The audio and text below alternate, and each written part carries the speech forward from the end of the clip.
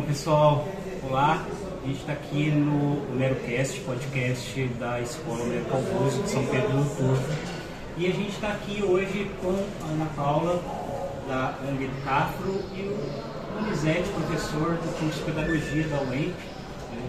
Eles estiveram aqui fazendo uma palestra sobre racismo e a gente gostaria de saber de vocês como que é estar falando sobre racismo para alunos de uma escola pública. Obrigada, primeiramente, pelo convite, tanto para a palestra quanto para esse podcast, que eu acho que é um trabalho incrível para que a gente continue disseminando conhecimento, que muitas vezes, para além do racismo estrutural e institucional, uma das formas da manutenção desse racismo é quando não se fala, quando não se dissemina esse conhecimento. Para mim, que sou nascida e criada nessa cidade e estudei nessa escola, é muito importante estar aqui, debatendo esse tema, um tema que, por mim, é vivido e também estudado. Estudei com o professor Donizete, estudei com outras professores, levo isso adiante nas minhas pesquisas.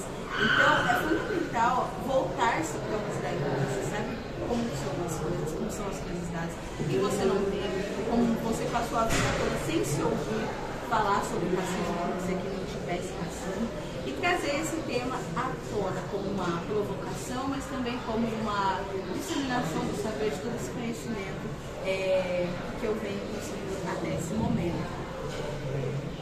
Bom, assim, eu só tenho a agradecer a oportunidade e a possibilidade de estar conversando com vocês, estudantes, né? Porque eu recebo vocês lá na universidade e poder fazer essa fala anteriormente é muito legal porque é uma ponte, né? Inclusive de ter amigos, de ver o Milton com o trabalho que ele desenvolve, né? Quando chega na universidade é uma referência. A cidade de São Pedro sempre tem estudantes na pedagogia, é uma possibilidade de troca. Hoje aqui foi uma possibilidade de fazer uma fala num espaço fora da escola, um espaço que é um espaço mais que público, mas ainda assim é um espaço de esquecimento, principalmente nessa galera, e por essa galera aí da juventude, né? Adolescentes e tal, porque pensa que a questão política é algo que é para pessoas mais velhas, é para as pessoas, né? Ela traz essa noção, e não é, na verdade, a questão política, e por falar sobre a questão racial, é uma questão política, ela passa por uma relação de poder e de interesses e de dominação, e quando a gente pensa como a palavra, né, que é cunhada lá no século XVI, raça, ela tem esse qualificativo de distinguir as pessoas, né? E a distinção já é algo que as pessoas já trazem consigo, sabedores disso, mas quando eu faço uso da palavra para destruir a outra pessoa, isso é uma prática que no Brasil ela tomou a maior parte da nossa história, como eu disse na nossa apresentação. Então, poder falar disso com vocês e poder falar sobre a necessidade de dar sequência a esse trabalho a partir da sensibilidade dos professores, é de fundamental importância. Eu vou desligar esse aqui porque não dá, né? Não, prima, agora não dá não. Eu volto a falar com você daqui a pouco. Eu não sei o que vai estar com a minha prima, nunca liga. Esse negócio de família, né? Eu não sei. Vou chegar aqui, vou dar um retorno. Então, é isso. Como vocês veem assim a história do combate ao racismo no Brasil? Eu vejo o combate do racismo no Brasil uma luta histórica, né? Uma luta histórica. Se é um combate que a gente tem na virada do século XIX para o século XX, já com a publicação da imprensa, a chamada imprensa negra, toda a experiência de intelectuais que não estão na universidade, mas eles fazem já uma escrita. O Correia Leite é um dos grandes escritores, o Silveira, lá no Rio Grande do Sul. Então, a imprensa negra é muito presente. Encontra intelectuais, não na academia, fazendo esse combate. O que foi a Frente Negra nos anos 30, o que vai ser o próprio Abdias do Nascimento, que é uma das maiores referências naquilo que ele escreveu, e o momento quando ele esteve fora do Brasil, viajando pelos Estados Unidos e indo até a África, né? Talvez isso, do ponto de vista histórico, seja uma das maiores referências para nós, que buscamos a história desses militantes intelectuais, se articulando ao panafricanismo, né? O que é o panafricanismo?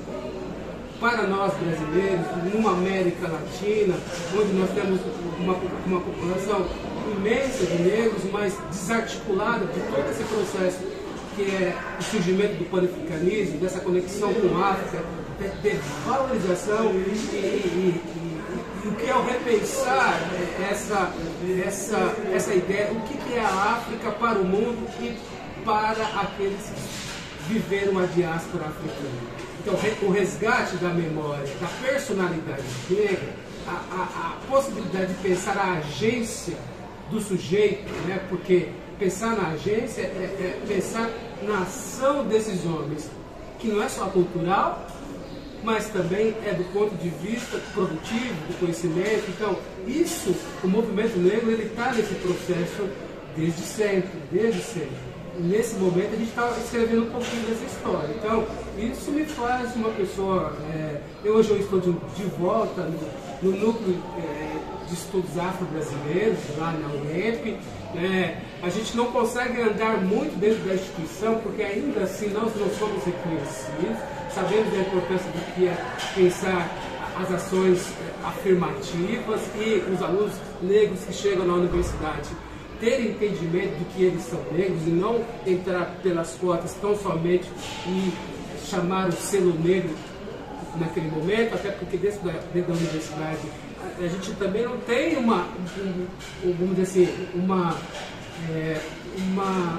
uma maior legitimidade naquilo que é pensar a pedagogia ou ensino das relações étnico-raciais. Então, isso me dá também uma dor, porque sendo praticamente o único professor negro, então essa discussão tem que ser feita pelo professor negro. Não, essa é uma luta de todos nós, é uma luta de brancos e negros. Por quê? Porque as desigualdades estão colocadas. E se nós buscarmos a emancipação, tem que ser a emancipação conjunta, brancos, negros e indígenas. Agora, a grande questão são as pessoas se identificarem por essas questões, terem esse entendimento, né? A história da luta contra o racismo no Brasil, ela já vem se estendendo de maneira didática, com escritores, alguns livros, há um tempo. Mas eu vejo que em cidades interiores, como São Pedro do Turvo, Jacarezinho, há uma grande resistência em se falar sobre o racismo. Primeiro porque não se reconhece muitas vezes enquanto cidades onde o racismo acontece. Há um entendimento do que é o racismo como racismo de discriminação direta ligada a outra pessoa. E quando se entende o racismo só nessa perspectiva, isso vai impactar diretamente na forma como essas cidades vão se organizar para combater o racismo. Se eu tenho um entendimento que o racismo ele é só uma discriminação direta com a pessoa por causa da cor, então as medidas que eles vão arrumar para combater isso vai ser mais limitadas. Se eu tenho um reconhecimento mais amplo que o racismo acontece na minha cidade de diversas formas, de maneira institucional, eu vou organizar então as minhas instituições para me combater o racismo. E por mais que exista uma luta terrena no movimento negro, que eu vejo muito presente hoje em cidades capitais, né?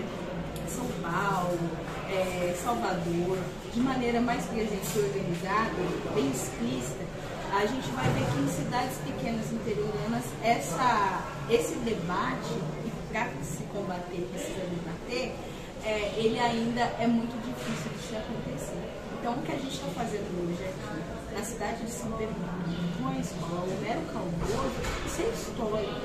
Isso já faz parte da história de combate ao racismo, da história do movimento. São as pessoas que compõem essas organizações e estão cada vez mais adentrando esses espaços de diversas formas. Outras cidades também que às vezes esse debate vai acontecer de maneira mais presente são lugares onde tem universidades, por conta inclusive dos universitários, a provocação desses níveis de ensino, por mais que eles lá as suas dificuldades de avanço, mas essas questões do debate, a discussão ainda se faz presente, mas aqui, em cidades onde isso existe, escolas não se reconhecem como racismo, é cada vez mais difícil. Pessoal do Grêmio, querem fazer alguma pergunta? Eu queria perguntar um negócio que é sobre os estudantes, assim, porque o trabalho que vocês estão fazendo palestras para os estudantes, e aí eu queria entender mais sobre a área dos estudantes.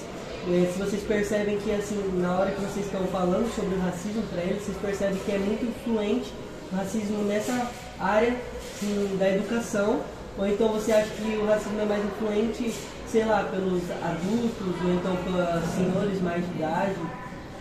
Qual das áreas você acha que o racismo é mais presente? Eu acho que ele é presente em todos os lugares, de diversas formas, daquelas formas mais explícitas, daquelas formas mais sucintas. O Nelson Mandela, ele tem uma frase que ele fala: quem ensinou a se odiar? Né? Quem ensinou essas pessoas a se odiar? Então, esse ódio à pessoa negra, essa aversão que se decifra então como racismo, ele está em diversas instâncias e até nas próprias pessoas. Nós somos educados, o nosso dia a dia, o nosso cotidiano, eles são normalizados de formas racistas, de formas excludentes. Então, tanto quanto os jovens, quando a gente está falando ali para eles têm aquelas aversões, não querem nos ouvir fazer piada com eles, mas quanto também entre os adultos. Quem ensinou esses jovens? Quem educou esses jovens? Então, eu acho que não tem muito a acrescentar, é esse processo mesmo que a Paulinha disse, né? O racismo está presente em todos os momentos. A grande questão parece-me que a gente agora vê também numa juventude negra um posicionamento, né? E aí isso ganha um novo debate, né? Posicionamento, entendimento, produção e mídia, né?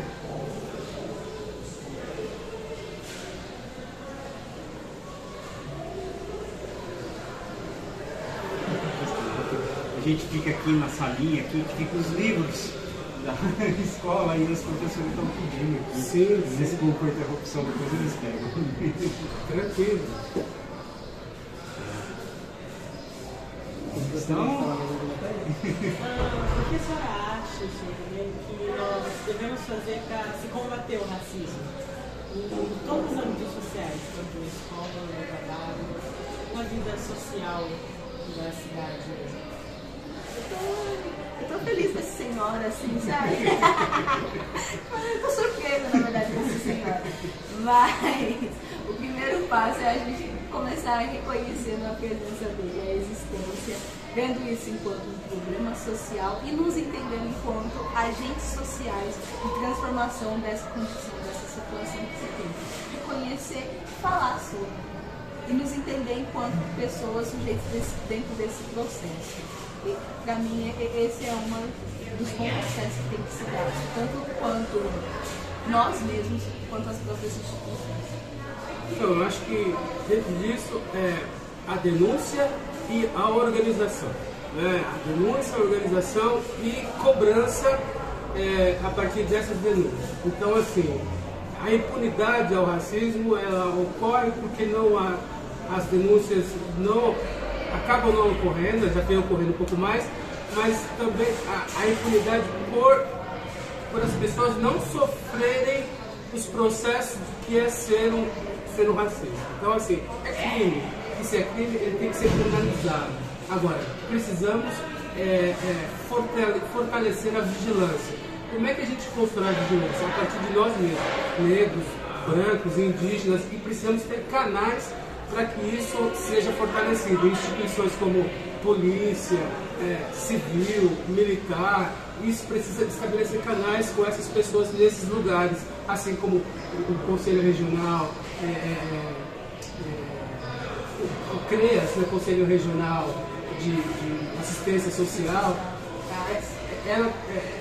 CRAS, né, ela tem uma capilaridade, mas os profissionais precisam ser sensibilizados para essas situações, né, que escutam, eu não sei se está funcionando muito médico de família, por exemplo, se ainda, nas cidades menores, a gente tinha isso dentro do sistema único de saúde. São eles que têm esse contato com essa população e muitas vezes escutam isso, mas isso não é traduzido numa forma de combate ao racismo. Então a gente precisa ficar atento a essas situações. de certa forma, pelo menos no meu ver como estudante hoje em dia, né, querendo ou não, o racismo, ele, a cada dia, né, com base, assim, nós vamos combatendo ele cada dia, né. Então, assim, eu acredito que cada dia que mais que vivemos na democracia, que lutamos por essa igualdade, uma hora vamos alcançar, né, a chegar um momento onde o racismo não vai existir mais. Pelo menos é o meu ver, né, talvez não daqui 100 anos, mas eu creio que a um longo prazo, daqui a muitos anos, isso vai sendo acabado e uma hora vai até deixar de existir. E uma coisa que eu acho que deve ser bastante importante também dizer é que eu acho que também muito dos racistas que existia já foi muito combatido já também no Brasil, né? Porque assim, a gente percebia que o Brasil, por exemplo, foi um dos últimos países assim, a acabar com a escravidão. E mesmo assim a gente percebe que a gente está lutando, né, por essa igualdade, a gente está todo dia aí tentando acabar com esse tipo de coisa, né? Porque a gente vai percebendo isso, né, que muitas dessas coisas já foi combatido também, né?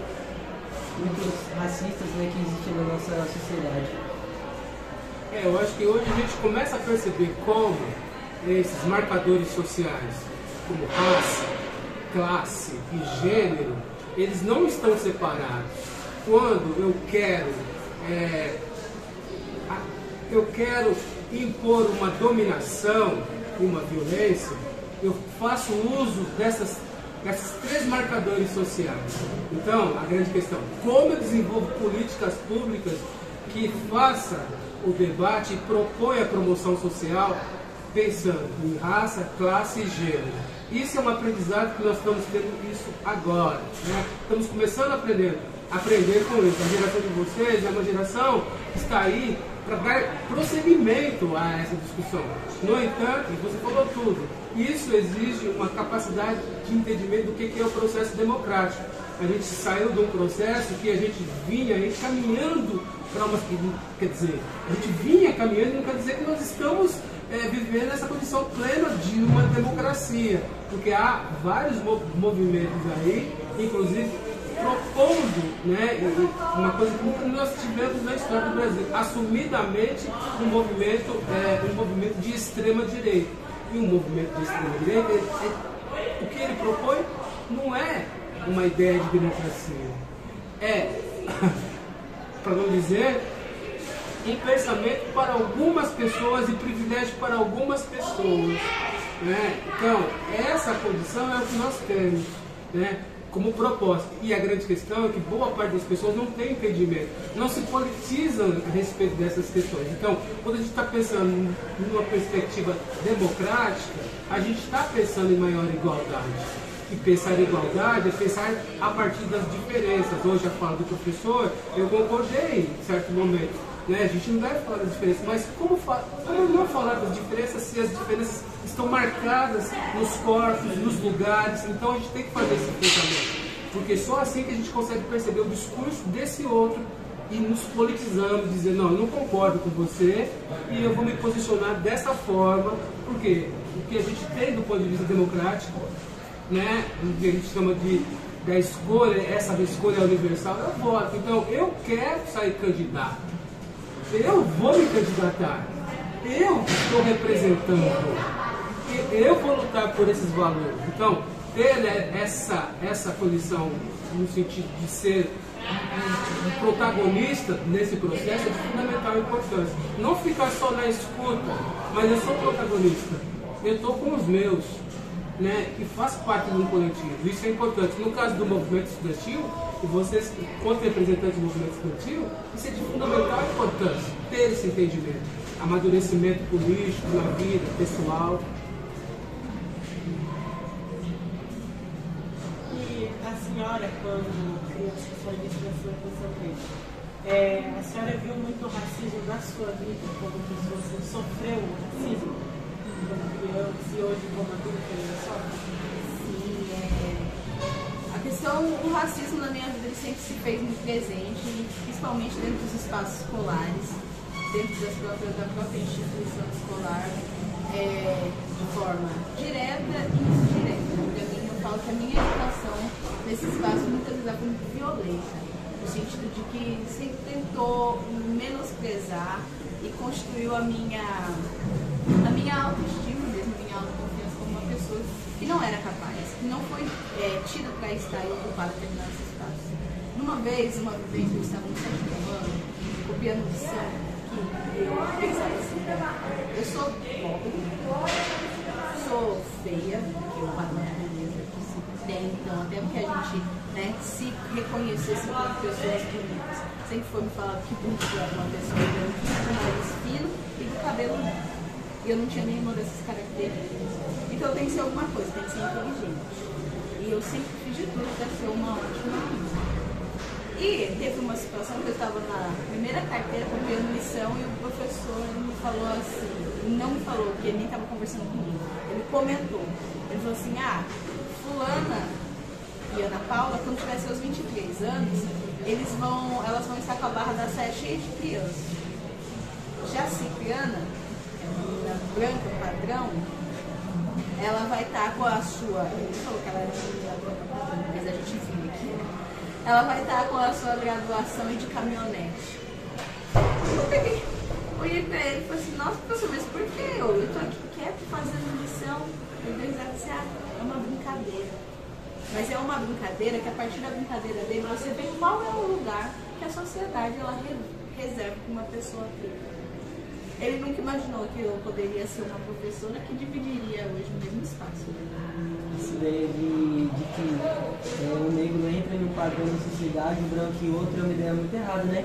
E uma coisa também que dá para perceber que, por exemplo, a minha mãe e a geração antes de nós, né? Eles falavam que não tinha esse negócio de racismo, bullying, eles não falavam que tinha, que aí até muitos consideram essas coisas como, sei lá, tipo uma frescura, vamos dizer assim. Mimimi, sei lá, o que era só brincadeirinha, coisa do tipo, só que a gente percebe que esse... É que não se falava, não se nomeava. Não tinha esse tipo de coisa, né? E aí elas vinham com esse pensamento já racista, esse pensamento já de uma ideia central, e aí elas passavam essas ideias até para as próximas pessoas sem mesmo nem saber que aquilo já era um racismo já dentro deles. E isso foi se concretizando, né? Por isso que eu acho que é até tão difícil hoje em dia acabar por total, né, o racismo no Brasil, né? Foi normalizado, né, essas situações dentro da nossa sociedade. E não falar de racismo também é você omitir e promover um campo ali propício para que ele se perpetue. Acho que você fala da sua geração, seus pais, mais novo que eu, né? Então seus pais eles devem ter o quê? 30 e poucos anos? Por volta disso, eu acho. Então, são muito novos, né? São muito novos. Se eles falam disso, até que ponto eles falam disso porque foi represado isso mesmo? E até que ponto a escola, a educação trouxeram essas questões? Né? Então, se eles estão aí com 30 anos de idade, eles nasceram aí nos anos 80. Né? E se eles nasceram aí nos anos 80, os anos 80 foram os anos mais proveitosos, posso dizer assim, mas do ponto de vista que é o processo de democratização do país, é um dos momentos mais importantes da nossa história brasileira. Lógico, a gente teve esse processo de democratização, ele vai e volta, né, no Brasil. Se a gente teve isso lá no final dos anos 30, mas já em 45 isso já tinha terminado. Volta em 50, mas em 64 isso já termina. Para só retomar nos anos 80. Então, são mais de 20 anos de ditadura militar. Então, assim, os seus pais, eles nascem praticamente no final da ditadura militar, mas nascem muito de pais que viveram a ditadura militar. Agora, o que isso está na formação dos seus avós, por exemplo, que não tiveram tempo? Então, isso foi passado. Lógico que isso não é um DNA, mas na forma como instituições, como família, tais valores, então, valores como esse. Isso nunca existiu, sempre existiu. Sempre existiu, sempre será. Por quê? Porque uma das formas de você classificar as pessoas para estabelecer o mando e obediência é classificando hierarquicamente. A grande questão é que nós, no Brasil, a gente não assumia isso de uma forma tão reveladora como passamos a assumir isso, principalmente 2013 para os dias de hoje. Então isso foi um crescente. Então as pessoas falar contra o racismo, contra esse racismo a partir da sua recriação, passou a ser um politicamente correto, né? Então, o que é o politicamente correto? O politicamente correto é aqueles que vão falar da política, não pode estragar o negro. Não pode, porque isso é crime. Para essas pessoas, eles não admitem, porque para essas pessoas, isso sempre foi assim.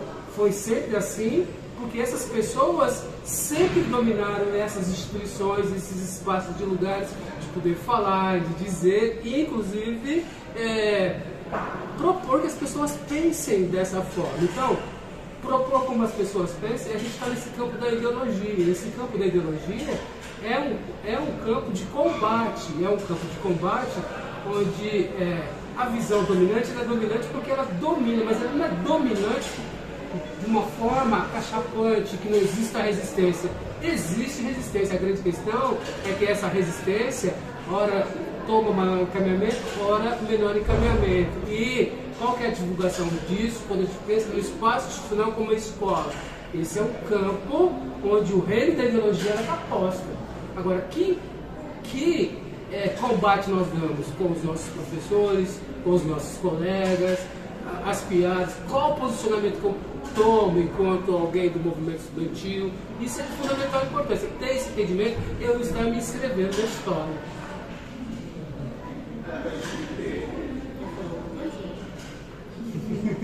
Ela tá quietinha aí, tadinha. Bom, gente, eu acho que o Lisete e a Paula tem que ir também, dando horário também deles. Então eu gostaria de agradecer de novo vocês. Muito obrigado por vocês terem vindo aqui, por terem feito fala assim, a escola. É um espaço onde a gente vai fazer esse combate. Acho que com a educação a gente consegue transformar o país. E muito obrigado, pessoal do Grêmio também participando, fazendo isso. Muito obrigado por vocês virem. Nós que agradecemos, e é muito bom ter pessoas que estão dispostas, né? Uma das questões é ter disposição para poder provocar esse debate e trazer em um lugar que suas verdades estão bem consolidadas, né? E estão muitas vezes fechadas para isso. Então é fundamental ter pessoas como o professor Nilton, vocês que estão dispostos a treinar, a aprender e a trazer essa discussão cada vez mais presente aqui na cidade. Eu só tenho a agradecer, foi muito gratificante, importante. Na próxima eu quero ver a sua fala, né? Provocar, porque é importante, né? O diálogo é sempre algo importante, também é exercício, né? E esse espaço a gente pode errar, né? O que a gente não pode errar é na vida, não estou dizendo que aqui não é viver. A gente não pode errar diante de situações onde o racismo está presente e a gente seja conivente. Não estou dizendo que a gente tem que ser conivente aqui, mas a gente também está aprendendo esse processo. E aqui é esse momento da aprendizagem. Agora, estar junto, né? O que eu levo dessa situação vivida hoje para casa? Para os meus familiares? Para a cidade, os grupos que eu frequento, né? O que eu trago dessa experiência, né? De ter vivido. Então, só quero agradecer, Nilton, obrigado.